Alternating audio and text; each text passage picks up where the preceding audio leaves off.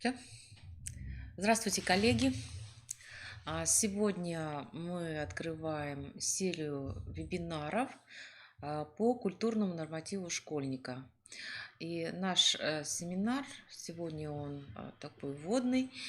Он посвящен культурному нормативу школьника как одной из актуальных форм неурочной деятельности в условиях реализации в ГОС. Собственно, нам сегодня надо рассмотреть несколько вопросов. Один из вопросов – это проект «Культурный норматив школьника в Республике Коми», который начал реализоваться у нас в 2019 году, и он продолжается. Это короткий годовой проект, но вот в данной ситуации мы должны пояснить саму ситуацию, потому что он уже функционирует, идет по республике, и нам хотелось бы уточнить кое-какие организационные моменты. Мы должны рассмотреть сайт проекта «Культурный норматив школьник», который организован для участников данного проекта. В рамках сайта проект «Культурный норматив» есть такой проект. Это культурный дневник школьника. Собственно, я прокомментирую, как возможно в нем зарегистрироваться. Что из себя представляет культурный норматив школьника? И вот здесь я выделила фразу. Это одна из актуальных форм развития разнообразных форм взаимодействия школы, учреждений культуры сегодня. Вот становится как раз этот всероссийский культурно-образовательный проект, главной целью которой является вовлечение обучающихся в культурную среду города, региона и страны. Культурный норматив школьника как проект представляет образовательным организациям возможности для реализации внеурочной деятельности в условиях реализации в ГОС. И главная идея проекта – это в реализации комплекса мероприятий, включающие разнообразные виды освоения произведений искусства и художественной культуры России, мировой художественной культуры и региональной художественной культуры. Какие нормативные документы, собственно, определяют реализацию этого проекта? Здесь представлено, мы рассматриваем, то есть этот проект реализуется в рамках Федерального закона об образовании Российской Федерации, федеральных государственных образовательных стандартов общего образования, то, что касается внеурочной деятельности. И вот здесь я ориентируюсь на письмо Министерства образования и науки Российской Федерации от 2017 года за номером 09-16-72 о направлении и методических рекомендаций по уточнению понятия содержания внеурочной деятельности. Почему мы и фиксируем о том, что проект реализуется в рамках внеурочной деятельности. Содержательная рамка культурных нормативов формируется на основании федеральных и региональных возможностей в сфере культуры и образования. То есть этот проект является межведомственным. То есть заявителями этого проекта являются ведомство культуры и ведомство образования, оно подключается, собственно, к системе реализации этого проекта. В предметном содержании, определяющим нормативы проекта, представлены 7 основных направлений искусства: литература, изобразительное искусство, архитектура, музыка, театр, кинематограф и народная культура. Культурный норматив реализуется в течение одного учебного года и состоит из культурного марафона. Кстати, культурный марафон в республике был проведен в ноябре-декабре 2019 года. То есть это кратковременный проект, предположительно он идет месяц-полтора, связанный с погружением школьников в культурную среду региона. И постоянную внеурочную работу, которая реализуется через систему мероприятий, которые мы, собственно, озвучим чуть-чуть позднее. Вот этот материал, он взят из статьи Екатерины Михайловны Акишиной, и ссылку на статью я даю в конце презентации. Собственно, вы можете в нее заглянуть и посмотреть, и прочитать, как позиционирует культурный норматив школьника именно на федеральном уровне. Я должна напомнить, что такое внеурочная деятельность. Здесь мы рассматриваем вот эти методические материалы, на которые делаю ссылку. Значит, под внеурочной деятельностью в рамках реализации стандарта понимается образовательная деятельность, осуществляемая в формах отличных от урочной и направленная на достижение планируемых результатов освоения основной образовательной программы. То есть сам проект, он помогает, в общем-то, в реализации основной образовательной программы в контексте внеурочной воспитательной деятельности. Внеурочная деятельность реализуется на добровольной основе в соответствии с выбором участников образовательных отношений. Вот этот момент очень важный, потому что участие в проекте тоже реализуется на добровольной основе.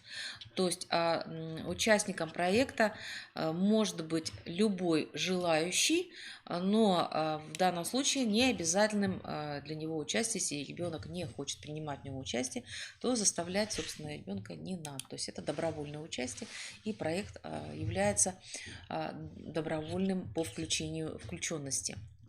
Что мы должны знать о самом проекте? Ну, во-первых, республиканский культурно-образовательный проект «Культурный норматив школьника» реализуется совместно Министерством образования, науки и молодежной политики Республики Коми и Министерством культуры, туризма и архивного отдела Республики Коми и направлен на духовное, эстетическое и художественное развитие школьников, повышение культурной грамотности и подрастающего поколения. Целью проекта является культурное просвещение обучающихся, активное привлечение детей и молодежи к изучению художественной культуры, искусства, мотивация школьников к освоению ценностей отечественной культуры и повышение культурного уровня подрастающего поколения. Собственно, если вы наблюдаете за культурными событиями, которые происходят у нас в республике, особенно в городе Сыктывкаре, вы можете обратить внимание, что культурные организации активно позиционируют о привлечении именно учащихся и учащейся молодежи к своим мероприятиям. Мероприятий таких очень много. Собственно, это один из компонентов реализации культурного норматива, потому что культурным организациям дано задание как можно больше мероприятий проводить, направленных именно на культурное просвещение школьников. Задачи проекта – разработать и внедрить новый формат культурного просвещения школьников через их активное погружение в культурное пространство Республики Коми и культурное пространство Российской Федерации. Одной из задач является разработка механизмов погружения обучающихся в региональный, отечественный и мировой культурный контекст на основе нормативов посещения различных видов учреждений культуры. То есть суть норматива заключается в том, что ребенок должен общаться непосредственно, то есть посещать культурные мероприятия в учреждениях культуры, а не только организовываться, то есть культурные мероприятия не только должны быть организованы в рамках образовательной организации. Одной из задач является это повышение общего уровня знаний школьников о культурном богатстве страны и ее регионов, развитие художественного вкуса путем знакомства с произведениями культуры и искусства, рекомендованные в перечнях по видам искусства, в том числе с использованием информационных ресурсов культуры.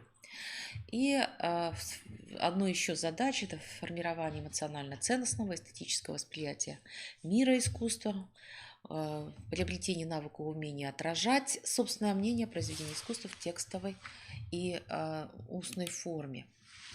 Вот здесь следует обратить внимание как раз на содержательные компоненты проекта. Проект реализуется в 3 блоках. Если участник заявил себя о участии в этом проекте, то один из обязательных участков проекта – это культпоход, культурный клуб и цифровая культура. Что такое блок культпоход и почему он является обязательным для всех школьников? Предполагает организованные выезды обучающимися вместе, соответственно, педагогическим работникам. То есть, собственно, здесь большая задача ложится или большие цели ложатся на школу, на образовательную организацию, потому что вы знаете, чтобы подготовить выезд или выход школьников в организацию культуры, необходимо провести комплекс мероприятий, связанных с охраной и безопасностью школьника. Поэтому все мероприятия желательно, чтобы мероприятия похода, культурного похода были запланированы заранее и, собственно, готовились заблаговременно. Данный блок предполагает форму общения школьника с произведением культурами по принципу живой звук, живой взгляд, то есть это очное посещение культурного мероприятия. Виды организации здесь самые разнообразные. Это и спектакли, концерты, выставки, кинопрокаты, экскурсии и так далее и тому подобное. То есть культпоход является это непосредственным участием то есть в экскурсионном посещении. Второй блок– это культурный клуб. Предполагает добровольное и свободное участие школьников в культурных мероприятиях, организованных учреждениями культуры. Главной функциональной задачей данного блока является предоставление школьникам возможности получить специальные знания, навыки и умения в области культуры и искусства. Виды организации взаимодействия с произведениями искусства, мастер-классы, встречи, беседы, интервью с деятелями культуры, писателями, поэтами, артистами, художниками, квесты, игры, викторины по произведениям искусства, вечера, ну и так далее. То есть формы самые разнообразные. Я должна сказать, что вот блок «Культ Поход», еще раз вернусь я к нему, потому что здесь все-таки говорится обязательных для всех школьников. То есть, собственно, «Культ Поход» – это форма организации внеурочной деятельности в рамках ФГОС, которую должна организовывать образовательная организация. А вот в блоке «Культурный клуб» здесь свободное посещение. В данном случае ребенок может посещать эти мероприятия вместе с родителями. Он может их посещать, эти мероприятия, вместе со своими школьными товарищами и вместе с классом. Но также он может посещать эти мероприятия абсолютно самостоятельно. То есть в данном случае он должен каким-то образом зафиксировать участие в системе в работе этого блока. Ну и последний блок в содержании проекта – это блок «Цифровая культура». Этот блок предполагает использование специализированных порталов о культуре, на которых представлены лучшие образцы произведений искусства в целях обеспечения удаленного доступа обучающихся к произведениям искусства, в том числе из списка рекомендованных организаторами проекта. Виды организации взаимодействия с произведениями искусств самые разнообразные. То есть это может быть мультимедийные просмотры, аудио-видеозаписи спектаклей, театральных постановок, концертов, концертных номеров, кинофильмов, встреч, литературных вечеров, выставок, экскурсий и, собственно, посещение музеев, посещение виртуального пространства музеев. Сегодня таких сайтов очень много, и, собственно, возможности они предоставлены. И блок «Цифровая культура» предполагает индивидуальную и групповую работу. То есть в данном случае на добровольной основе ребенок тоже может принимать участие в этом блоке. Значит, следует сказать, что неурочная деятельность, вот тут опять же говорится, что возможности и предложения, которые можно организовать, то есть по принципу системы, плана, то культпоход, если он идет в организации работы образовательной организации, то не чаще, чем один раз в месяц. Культурный клуб, возможно, тоже не чаще, чем один раз в месяц. А знакомство с онлайн-ресурсами по мере необходимости или по мере возможности можно организовывать вот именно знакомство с онлайн-ресурсами. Эти рекомендации даются в статье Екатерины Михайловны, поэтому их можно прочитать, посмотреть и для себя взять как бы на вооружение. Должна сказать, потому что раз проект является межведомственным, естественно, по каждому ведомству есть свой функционал, и мы должны четко различать, кто за что отвечает. Сегодня мы мероприятие проводим в рамках вот именно системы образования. На самом деле основным организатором данного проекта является ведомство культуры. Поэтому Министерство культуры, туризма и архивного отдела, он должен рассматривать, во-первых, это затраты и бюджеты на организацию различных мероприятий проекта. Он рассматривает, организует работу по формированию регионального контента проекта на основании методических рекомендаций и перечня рекомендуемых произведений. Такой перечень представлен, я его вам как бы покажу, где его можно найти. Организует в учреждениях культуры Республики мероприятия проекта, об этом сказал, что, собственно, такая работа уже проводится. Организуются встречи с деятелями культуры и искусства республики, такая работа ведется. И принимают участие в организации работы по контролю за усвоением знаний. Это ведение культурного дневника и сдача школьниками культурного норматива в конце года. То есть ответственные за прохождение культурного норматива становятся организации культуры. Ну и также Министерство культуры и туризма обеспечивает комплекс мер по поощрению школьников, показавших наилучшие результаты по освоению норматива.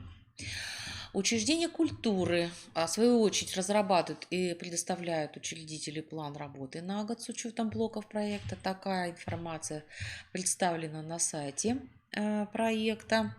Разрабатывают систему кураторства проекта из числа своих сотрудников, оказывают содействие обеспечению контроля за ведением культурного дневника школьника Республики Коми и оказывают содействие в проведении мероприятий по сдаче культурного норматива. То есть, собственно, они должны организовать сдачу культурного норматива. Функционал участников от ведомства образования, Министерства образования, науки и молодежной политики Республики организует реализацию проекта на базе образовательных организаций, учреждений культуры в регионе. Ну, собственно, информационное пространство уже имеется. И я знаю, что многие образовательные организации уже включились в реализацию, собственно, этого проекта. Создают условия для активного использования потенциала сетевой формы взаимодействия с привлечением дистанционных технологий, в том числе и с использованием информационных ресурсов о культуре и искусстве. Собственно, мы ответственны где-то, то есть Министерство образования ответственно за информационное обеспечение этого проекта. Образовательные организации Республики Коми, в свою очередь, разрабатывают, утверждают план реализации проекта. Особенно это касается блока «Культ-поход». Я думаю, что здесь следует ввести в соответствии это план внеурочной деятельности образовательной организации с включением мероприятий проекта. Разрабатывают, утверждают у учредителя графики выездов обучающих. Это касается особенно удаленных районов. Если вот такое организуется и поездки организуются, то есть нужно это вводить в график организации внеурочной деятельности. Обеспечивают ведение и контроль за ведением культурного дневника Республики Коми, который предложен, формат предложен на сайте проекта, и организуют работу по контролю за усвоением знаний, сдачей школьниками культурного норматива. Обеспечивают организационное и педагогическое сопровождение культ-походов. И вот здесь, собственно, все, что касается проекта, мы должны увидеть. У нас имеется разработанный сайт. Если вы увидите, вот ссылка на этот сайт, ссылку можно открыть. Здесь вы увидите, во-первых, разделы. Они на основной странице сайта представлены. Они содержатся, по примеру, культурный дневник, новости, афиша, инструкции и рекомендации педагогам. Здесь написано педагогам. Культурный дневник – это электронная система, которая, собственно, для заполнения рекомендована. Она сделана для того, чтобы мы могли отследить наиболее активных участников в рамках этого проекта. То есть, так как в школах, собственно, ведется культурный дневник, отследить нам, как организаторам, какое количество, степень активности ваших учащихся мы не можем, то есть без ваших как бы вес. Поэтому для такого случая разработан разработан именно вот культурный дневник, куда учащийся может заносить сведения посещаемых мероприятий, и в этом случае мы можем отследить наиболее активных участников именно по республике. Новости здесь даются в новостях все мероприятия проекта, то есть, которые проводятся, может быть, это новости культурных мероприятий, новости образовательных мероприятий, новости культурного марафона. Но в основном, конечно, новости культурного марафона, они были отражены в социальных сетях. И, собственно, здесь, конечно, не все участники, а так как у нас многие участники не подключались еще, собственно, к этому сайту, естественно, культурный марафон, он, собственно, позиционировал именно в социальных сетях.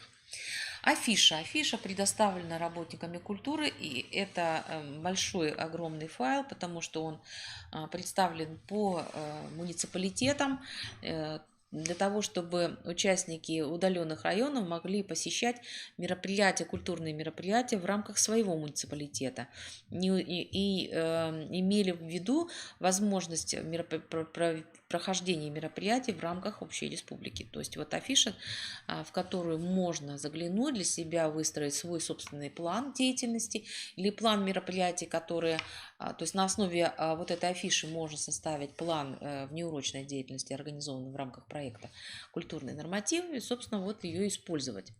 В инструкциях даются системы регистрации, и если мы рассмотрим ссылку и раздел педагогам, то в данном случае тут даются рекомендации. Первые рекомендации о культурных памятниках, то есть перечень культурных памятников, которые рекомендованы к изучению. Списочный состав этих культурных памятников можно встретить по как раз 7 разделам. И они дополнены именно региональными памятниками, то есть и произведениями искусства, которые необходимо изучить в рамках культуры, или изучать, или продолжать изучать в рамках реализации проекта. Мероприятий очень много, и возникают вопросы, как можно все это охватить, есть ли возможность охвата всех этих мероприятий. Я так думаю, что не нужно гнаться за количеством там просмотренных произведений. Всегда ценность любого культурного мероприятия – это качество, то есть насколько человек осознал, понял, познакомился, сколько он понял, он смог прорефлексировать. Поэтому это предложение рекомендательного характера, вы ими можете воспользоваться, но это не значит, что надо обязательно выполнять 100% в рамках, в общем-то, предложений по знанию российских памятников, федеральных и мировых памятников. Второй раздел здесь представлен вот в верхней строке, он представлен, собственно, аккаунтами пользователя. Если вы регистрируетесь через сайт, то в вашем случае появляется возможность ведения дневника, это страницы дневника, положение проекта, правила участия, соглашение. Это связано с тем, что идет обработка персональных данных, вы соглашаетесь с условиями в рамках информационного ресурса. Обратная связь, она представлена в форуме, то любой участник может быть участником любого из форумов, который открыт. Ну и есть предложение, то есть это заявка, сдать норматив. Сдать норматив, вот такой вот вариант, в общем-то, участия. На что следует обратить внимание? На регистрацию. Смотрите, здесь даются, кто может быть участником проекта. Участники проекта идут у нас по возрастам. 1-4 класс, 5-8 класс – это рекомендательное участие. То есть дети могут принимать участие во всех проектах, но, собственно, регистрироваться на сайте и заполнять дневник и страницы электронного дневника – это не обязательно. Но если такое желание есть, и есть желание, скажем так, в течение нескольких лет вести этот дневник, то в этом случае регистрацию для 1-4 класса, то есть это возраст 7-10 лет, помогает родитель, то есть на сайте проекта регистрируется родитель или законный представитель, и в этом случае родитель помогает заполнять разделы аккаунта ребенку для того, чтобы у него появлялась своя страничка заполнения по годам. 5-8 классы, они могут, если есть опыт и есть компетенции в регистрации, они могут самостоятельно зарегистрироваться при наличии почты, электронной почты. Но в данном случае все-таки при заполнении разделов и необходима помощь взрослого человека, поэтому ребенок может под руководством или самостоятельно заполнять разделы аккаунта, своего аккаунта по посещенным мероприятиям. Собственно, культурный норматив школьника чаще всего важен, и именно прохождение культурного норматива школьника важно для старших школьников, которые планируют продолжить обучение и получать образование, профессиональное образование в образовательных организациях, реализующие программы профессионального обучения работников культуры. То есть это, если они собираются продолжить именно в области художественного образования, это хореография, театральное дело, музыканты, художники, дизайнеры и так далее. То есть если дети в рамках 9-11 классов готовы и планируют поступать, то культурный норматив позволит им получить дополнительные баллы при поступлении. И в связи с тем, что вот сама система культурного норматива, она как раз и нужна именно для своего профессиональной ориентации. В этом случае участники могут зарегистрироваться самостоятельно и самостоятельно заполнять страницы аккаунта. Значит, вот здесь представлена страничка регистрации. И под красной звездочкой здесь предоставляются те поля, которые необходимы для заполнения. Возможно, что сама страница регистрации еще будет поправляться, потому что есть небольшие технические сложности, поэтому там не представлены в организациях государственные образовательные учреждения. Я думаю, что это будет дозаполнено, доделано, то есть можно будет найти это значение. Это касается вот именно таких образовательных организаций, которые не относятся к муниципальному содержанию.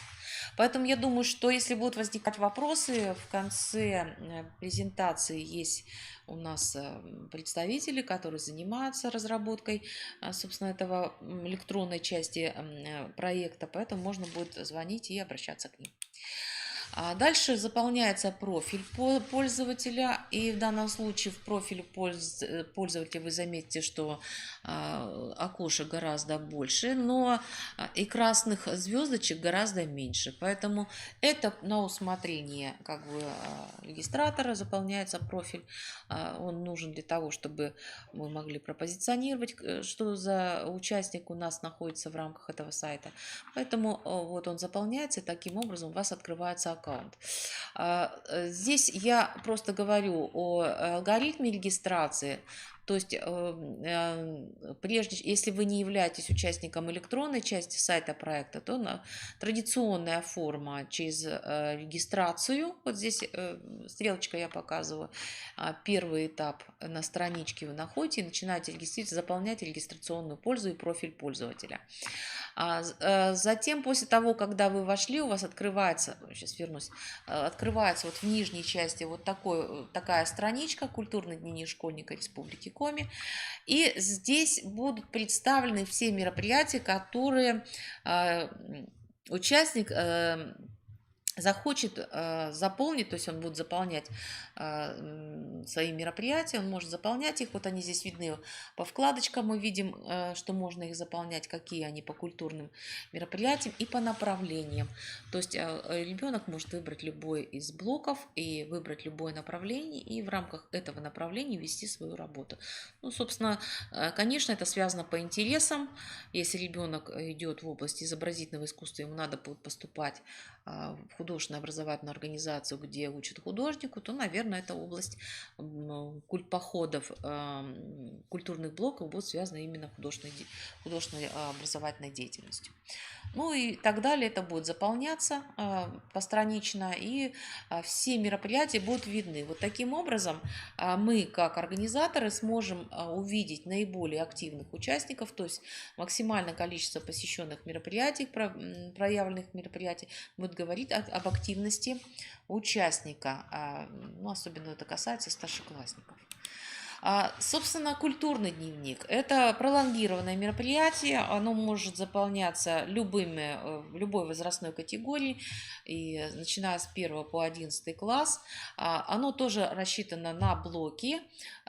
Каждый культурный дневник состоит из 7 разделов по направлениям, направления искусства, которые я озвучила. То есть это и литература, это архитектура, это кинематограф, это театр, это изобразительное искусство, это культурное и так далее. То есть вот 7 разделов.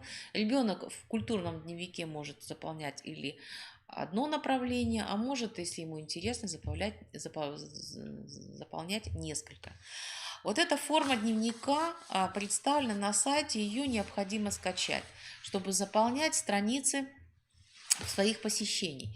И при посещении мероприятий работник культуры должен поставить свою подпись, что ребенок посетил. Я думаю, что оформление самих страниц дневника – это свободная форма, то есть школьник может оформлять его своим каким-то образом, он может предоставлять и билеты, подклеивать к дневнику и просить подписаться работника культуры. Форма свободная. Самое главное, чтобы он, в общем-то, был идентичен по форме, которую рекомендуют именно у нас в республике. Обратите внимание, что рисунок брендовый, он связан с юбилеем Республики Коми, поэтому вот такое было предложение, форма оформления дневника, который мы видим. Значит, вы скачиваете странички и их потихоньку заполняете. Причем есть разделы культпоход, культурный клуб и цифровая культура. Но если рекомендовано посещение 1 раз в месяц культпоход, то вот как минимум минимальное количество это 1 культпоход в год, а может быть это будет 3-4 культпохода в год в течение года. Ну а по количеству мероприятий культурный клуб это нужно смотреть нормативы. Собственно, нормативы будут представлены в положении, которое сейчас разрабатывает ведомственная система, но и с ними можно познакомиться. По количеству посещений даются знаки отличия. Они бывают бронза, серебро и золото. То есть условно там минимальное количество, значит получается бронза. Среднее количество там 3-4 проведенных мероприятий, там серебро. Ну а выполненный план, условно там план, который рекомендуется в рекомендациях, то есть дается в рекомендациях, то это, конечно, золото. И об этом мы будем говорить немножко позднее, то есть о содержании нормативов, они есть, они разработаны, они предложены федеральными разработчиками, они готовы, то есть с ними ознакомимся позднее. Страницы можно скачать вот по ссылке, которая здесь дается. Значит, опять же, здесь я посещаю школьника, оформляет страницы культурного дневника, выполняет предложенные задания. Пока заданий нет, заданий вы можете предложить сами в рамках внеурочных занятий. Я думаю, что при посещении мероприятий тьютер или классный руководитель или организатор, отвечающий за реализацию проекта в школе, он может давать короткие задания, связанные с культпоходом или связанные с какой-то определенной задачей. Если ребенок их выполняет, то вы просто зафиксируете, что эта часть заданий выполнена. Свободная форма посещений, абсолютно не оценочная, не ставится задача как-то соревновательного характера. Самое главное – это что-то новое узнать, что-то новое увидеть, познакомиться, расширить свой кругозор, ну и, собственно, быть в курсе культурных событий, которые происходят в республике и в России.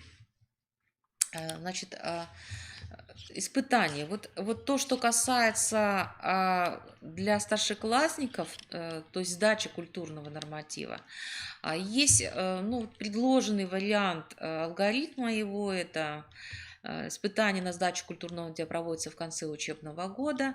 Вот здесь стоит дата, она очень условна, она не принята, но по федеральному положению мы должны в рамках республики провести сдачу не позднее апреля.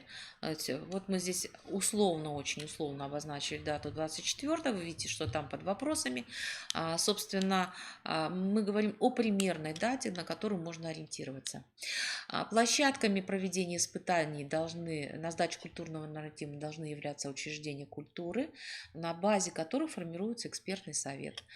Площадка обеспечивает доступ на свою территорию, осуществляет подготовку помещений, оборудования для проведения испытаний по выполнению культурного норматива, в том числе при необходимости доступность для лиц с ограниченными возможностями здоровья. Школьники, желающие пройти испытания на сдачу культурного норматива до 24 марта, должны подать заявку на участие. Собственно, на сайте это тоже можно сделать. Там обратились, что там есть вкладочка «Сдать норматив». Вот, и он должен предоставить вариант своего, то есть вариант или заполненный культурный дневник, который, в общем-то, работник образования должен, ну, каким-то образом зафиксировать, что все события, которые там описаны, имели быть место. Поэтому в культурном дневнике должен быть отзыв ответственного педработника. Опять же, не знаю, кто занимается, это может быть или классный руководитель, или тьютор, который занимается проектом, но он должен отметить активную посещаемость в рамках дневника в течение года в рамках проекта. То есть я уже говорила, система освоения нормативных объемов знания культуры, она регламентируется, то есть можно ее позднее найти, и есть награды в форме бронзы, серебра и золота, которые утверждены совместным приказом Министерства культуры Российской Федерации, Министерства просвещения Российской Федерации. Сама процедура культурного норматива как мероприятие должна регламентироваться разработанным положением. И чтобы узнать, вы должны знать, какая организация культуры проводит прием культурного норматива, и эта организация должна сама разработать положение вот этого мероприятия.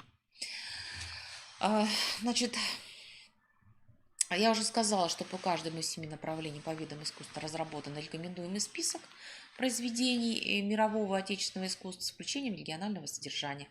Списки адресованы организаторам мероприятий, не детям, а, скорее всего, организаторам. Они являются рекомендацией для проведения того же сдачи культурного норматива при разработке каких-то онлайн-олимпиад или мероприятий такого онлайн или реальных олимпиад. Поэтому мы уже сказали, что список для детей не стопроцентно обязательно. Скорее всего, он является методическим для организаторов. С точки зрения федеральных аспектов отбор произведений мирового отечественного искусства осуществлялся федеральными экспертами по критериям, которые вы здесь видите. Это культурная и историческая значимость произведения или объекта культуры, отражение в произведении общечеловеческих, общенациональных, гражданско-патриотических, эстетических ценностей и учет содержания соответствующих предметных областей в системе общего образования. В рамках культурного норматива в республике нашей организации планируется организация онлайн-олимпиады школьников культуры Республики Коми. То есть можно в нем принять участие и зафиксировать это участие в системе своего дневника. Онлайн-олимпиада будет проводиться в форме мультимедийного теста. Пример этого теста есть разработанный и проведенный в рамках культурного марафона системой Яндекс. Вы можете его просто посмотреть, познакомиться. Этот формат был проведен в ноябре-декабре этого года, но вопросы Олимпиады, они доступны, можно зайти посмотреть в этот тест, познакомиться, по какому уровню они созданы, и, собственно, они интересны, они познавательны, и каждый раз, когда заходишь, в общем-то, в этот тест, ты что-то новое для себя узнаешь. И думаю, что мы по такому принципу постараемся организовать и нашу онлайн-олимпиаду в рамках культуры и искусства Республики Коми. Проведение олимпиады планируется в апреле. Пока дата открытая. Сейчас идет разработка заданий и, собственно, подготовка самой площадки этой онлайн-олимпиады. Ну и рекомендуемой литературы для преподавателей. Я все-таки обратила внимание вам на статью Екатерины Михайловны Акишиной. Это «Культурный норматив школьника. Новые возможности в художественном образовании». Собственно, многие материалы, которые я представила в этой презентации, это ссылка на эту статью. И вот здесь дается страница, о которой я говорила педагогам. Вы видите, что рекомендованные списки представлены на странице педагогам. Это по ссылкам изобразительное, кино, театр, архитектура. Вы можете туда заглянуть, скачать, посмотреть эти списки, познакомиться с этими списками. Мне работает ссылка «Народная культура». Она представлена, ну, частично представлена или в литературе, или в изобразительном искусстве. И здесь же, так как это скан, и здесь я не могу делать прокрутку сайта, здесь есть полезные ссылки. Это электронных ресурсов, которые можно заглянуть и использовать в рамках цифровая культура. То есть тоже даются рекомендации. Думаю, что этот список мы будем вам пополнять, и он будет полезен. И причем даются сайты наших организаций, где организации культуры и искусства, где есть площадки электронные, которые можно изучать и рассматривать, и различные выставки, и возможность именно виртуального посещения здесь тоже есть. Собственно, все. Спасибо за внимание. Здесь я даю фамилии. Это Шутов Максим Александрович. Здесь электронный адрес. Он является у нас администратором сайта, о котором я говорила, «Культурные нормативы». Я являюсь модератором сайта. Основная информация мною сказана полностью. Если будут какие-то вопросы, то можно будет позвонить по